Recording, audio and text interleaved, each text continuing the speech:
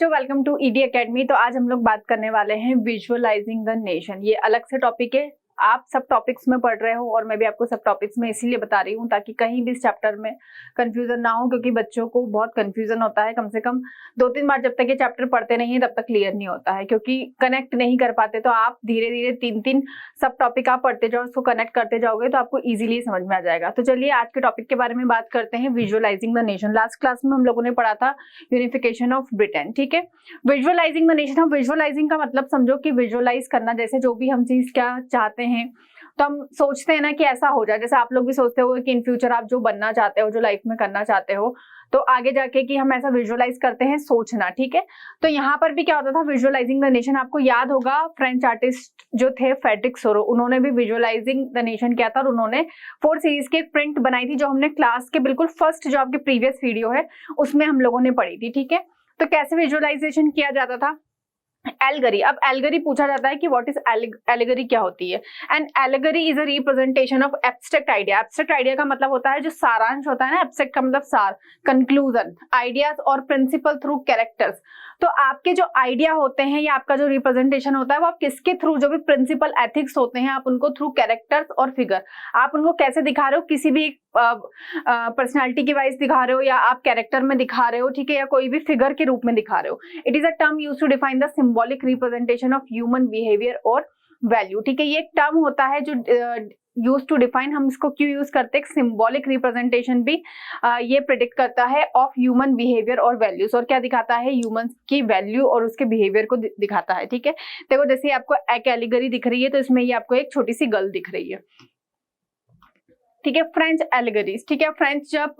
France क्या हो गया आपका, वो हो गया था, यूनाइटेड हो गया था और वहां पर नेशनलिज्म इमर्ज हो गया था। तो यहाँ की एलिगरी कौन थी, मेरियान, या इसको मेरियन भी बोलते हैं, अलग अलग प्रोनाउंस करते हैं क्योंकि ये फ्रेंच वर्ड है। In France the female form was chosen as an allegory. यहाँ पर एक फीमेल को एज ए एलिगरी, मतलब फ्रांस के जितने भी आइडियाज थे, ठीक है, जितने भी उनके एब्स्ट्रैक्ट आइडिया, कैरेक्टरिस्टिक्स, प्रिंसिपल थे, वो उन्होंने कौन से फीमेल फिगर के थ्रू दिखाए गए, मेरियाना या मेरियन, ठीक है। This female form was called Marianne. This female allegory portray ideas like liberty and republic. अब ये जो फीमेल फिगर आपको दिख रहा है, ये क्या दिखा रही है, ये क्या शो कर रही है, आइडिया और लिबर्टी को शो कर रही है। रेड कैप लगी हुई है तो रेड कैप आपकी लिबर्टी को शो कर रही है। अगर आपने फ्रेंच रिवॉल्यूशन में आपने वो पढ़े होंगे, declaration of rights of man and citizen, तो उसमें ये सारी एलिगरीज मतलब सिंबल्स दिए गए थे कि रेड कैप किसको शो करती है, तो वो लिबर्टी, फ्रीडम को शो करती है। तो फ्रांस की जो एलिगरी थी वो मेरियन थी। ये आपको एमसीक्यू में कभी कभी पूछे जाते हैं, ठीक है। देन जर्मन एलिगरी क्या थी, German allegory, in Germany also the female figure was chosen, एक मिनट, female figure was chosen as an allegory. यहाँ पर भी फीमेल फिगर ही चूज करी है। This allegory was called Germania. इसका नाम क्या रखा गया, जर्मेनिया। And represented the nation in visual, ये अपने नेशन को रिप्रेजेंट कर रही है।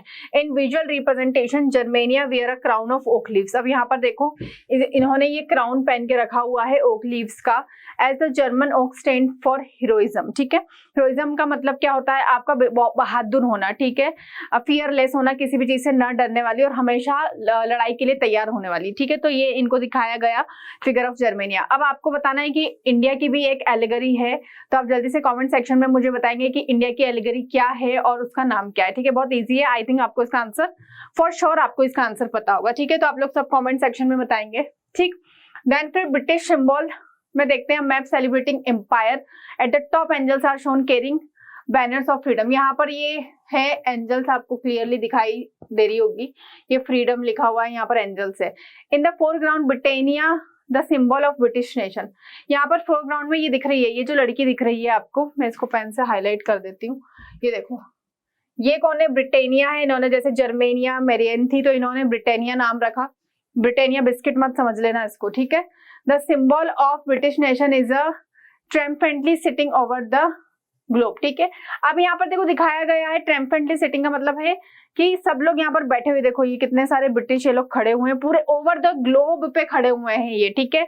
ये किसी पर्टिकुलर नेशन या उसको नहीं बताया, इन्होंने ओवर ग्लोब पे खड़े हुए, क्यों खड़े हुए ये भी मैं आपको बताती हूँ। The colonies are represented through image of tiger, elephant, forest and primitive people. और जो कॉलोनीज बनाई, कॉलोनीज पता है ना क्या होती है, जो बताई है मैंने प्रीवियस वीडियो में, कमेंट सेक्शन में बताओ कॉलोनीज किसको बोलते हैं, ठीक है। तो कॉलोनीज, ये देखो ये ट्राइबल, ये दिख रहा है आपको, ये एक ट्राइबल पर्सन है, ये ट्राइबल है, ये हाथी आपको दिख रहे हैं यहाँ पर। तो ये जितने भी ट्राइबल्स, ये कोई मुगल एम्पायर भी बताया गया है यहाँ पर, represented through the images of tiger, forest and primitive people. Primitive people वो होते हैं जो पहले जो ट्राइबल्स टाइप के होते हैं, उन्हीं को प्रिमिटिव पीपल्स कहते हैं, जो ज्यादा एडवांस नहीं होते, ठीक है। तो ये इनका कहने का मतलब ये था कि जो पूरा ग्लोब है, भगवान ने हमको क्यों भेजा है, पूरे ग्लोब पे राज करने के लिए, मतलब पूरे वर्ल्ड पे राज करने के लिए। ब्रिटिशर्स ऐसा मानते थे। आपको पता है कि सबसे ज्यादा जो ब्रिटिशर्स ने कॉलोनीज बनाई, मैं आपको बता देती हूँ कॉलोनीज का मतलब, कि जब एक टेरिटरी दूसरी टेरिटरी को क्या करती, कंकेयर करती है, पॉलिटिकली, सोशली और इकोनॉमिकली। तो ये लोग क्या कर रहे थे, कब्जा कर लेते थे, उनको गुलाम, जैसे इंडिया को कॉलोनी बनाया था ना, हम लोग इनके गुलाम बन के रहे 150-200 साल, ठीक है। तो वैसे इन्होंने अफ्रीकन और दूसरे दूसरे पार्ट्स को भी कंक्वायर कर रखा था।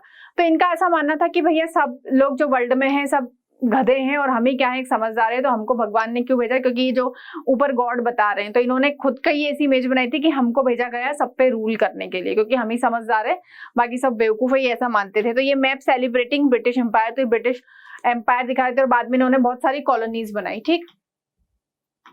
तो ये आपका एलिगरी वाला पार्ट था, बहुत छोटा सा टॉपिक है, विजुअलाइजिंग द नेशन। तो ऐसे ही विजुअलाइज किया जाता था।